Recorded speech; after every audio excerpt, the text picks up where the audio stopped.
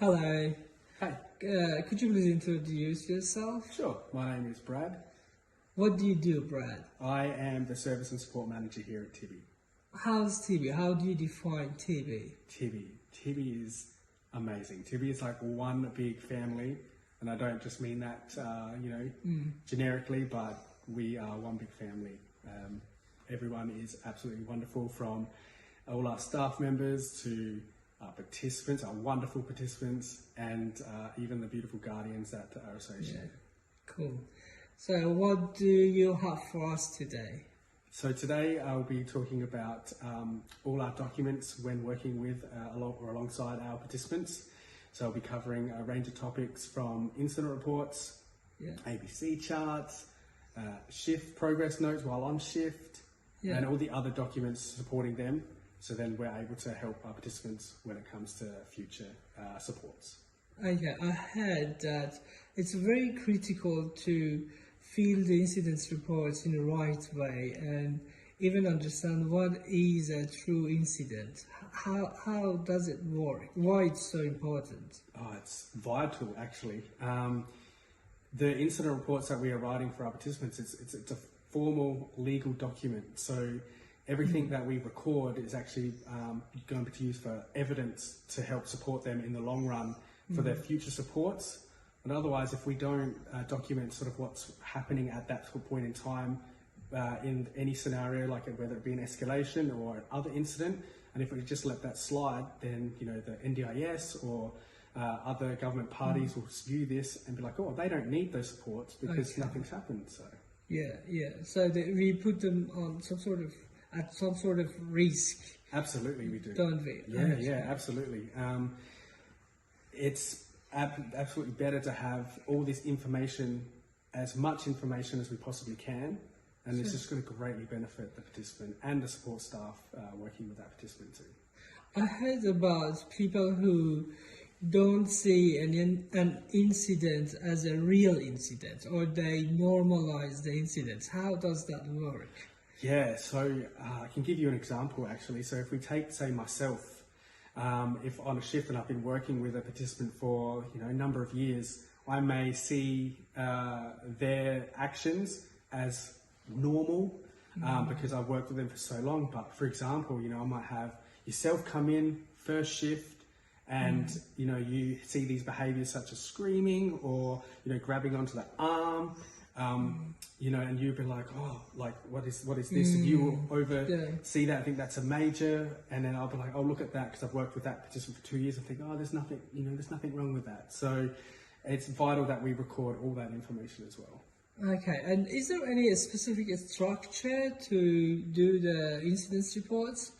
What are the information we need to record? Oh, absolutely. So when the sending or submitting, once we've submitted these incident reports in to the Adelaide Health or other professionals that will read these, they want to see everything from a factual point of view. So what has actually happened? They like the terminology and use of the support staff's name, so no I's or we's, because that can be seen as an emotion, or you're seeing that as an emotional point of view. They want everything to be factual and stated to the point. Okay, and what are the information we need to record and put in the incidents reports? Is it all just about the information during the escalation, or how should we just collect those information? Are they related to before, during, and... Yeah, absolutely. So on our incident report template, which in a further video I'll explain each section, but there's an actual section where when you are documenting the events that have happened, it's the events prior. So we want as much information about what was happening or taking place prior to the incident, whether it's out in the environment or in home. Then from there, we've got the body context, the incident itself, from timestamps to the exact sort of emotion used, or whether it's physical wording. So that's going to be the body of it. So as much information as you can while being factual. And then in the conclusion part will be what has happened after that incident or scenario. So that might be either for how we're able to repair that relationship, how we're able to be with that participant after, what were they feeling then, and then that way you had the what happened and the before. So Okay. given the whole picture as well. And I heard it's really important to use the approaches introducing the support plan or PBSP, positive behavior support plan. Do we need to talk about those approaches we have used in the incidents report? And Yeah, absolutely. So this has been the feedback from our allied health professionals, so our behaviour therapists particularly. So because we've gathered like evidence over quite a long time, they have come in and implemented like structures and strategies that we are able to use while on shift with our participant.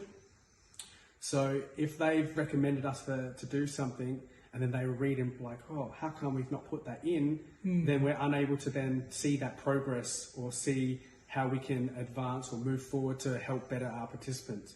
So what we need to do is we need to look at the PBSP or the tactics and scenarios and everything aligned with the allied health, and we need to implement them when we are working with our participants and write what we've done using those strategies in the incident report. okay. So it's some sort of, we have to use those approaches and we need to reflect them in the incidents report. Absolutely. Okay, to just show to the allied health professionals and behavior practitioners. Yeah, okay, Yeah, absolutely. that's very So we want interesting. to work with all the external parties that are working with our wonderful participants as well, so we can get the desired and best outcomes so they can lead the best and happy life for our participants are able to. Yeah, and so what are the different categories of the incidents? So what is the time frame of reporting the incidents reports? How we can report them, where we should report them? Yeah, absolutely. So from our incident report template, there will be 3 sort of categories, like critical 1, critical 2, critical 3. So critical 1 is generally like something that's happened, like major incidents. So it could be, this is, hopefully it never happens, but it could be something like, a death or of a participant, out in the environment or in home. Let's hope that never happens. Sexual abuse. Sexual abuse. Yeah, absolutely. Sexual abuse, neglect, the use of a restrictive practice when it's not actually in the support plans or PBSPs. Registered. Yeah. So that anything from a critical, and then we got down to like the minor, which is still, we should still treat that very critically as well, but from like a minor escalation could look something like a verbal escalation, a bit like a screening match. It could be even like grabbing onto the arm, as I mentioned before, or even like an accusation, whether that's been made towards another support staff or anyone else in their vicinity as well. Yeah. And the time frames, to answer your question about time frames, Yes. it's very important that we do this right away. So if you see an incident and you're on shift, as soon as you're able to write that incident, and so get that within 24 hours. Ideally right away, but the time frame we do have is 24 hours. I have a couple of the questions here asked by the support workers. Yeah. So they asked, what if they get like 8 to 9 incidents during a one shift? That's a good question. How they can manage writing the incidents reports? Yeah, absolutely, great question, because we do have participants that may have a form of incident or multiple incidents throughout the day. So we have solutions and strategies put in place. So for example, in one of our houses, we have a laptop where we're able to carry that, and the support staff are able to carry that in their backpack. So if an incident does happen, and then once the incident has slowed down and the participant is calm, they can get that laptop open and they record and write down. We do have other solutions as well. So everybody carries a mobile phone on them as well. Everybody has like a voice recording feature or a notes feature. So if you are out and don't have access to anything like a laptop, jot down some notes so then it's still fresh in your mind. If you're unable to write it then and there, so that way you know what has happened with timestamps as well.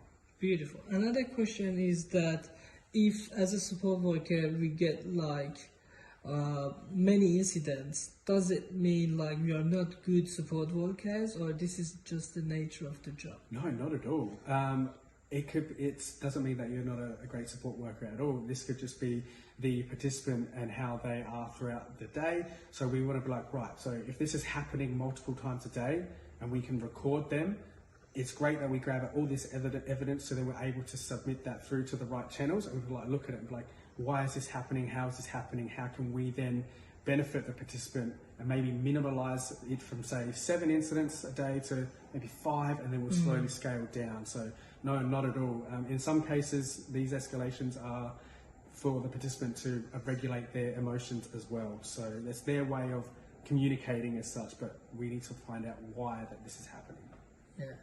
The next question is that someone asked Brad to share his own experience of being in the incidents, events, and writing an incidents reports. And yeah, have you had that experience before? If you had, how was it? I have had a few experiences while I've been on shift as well.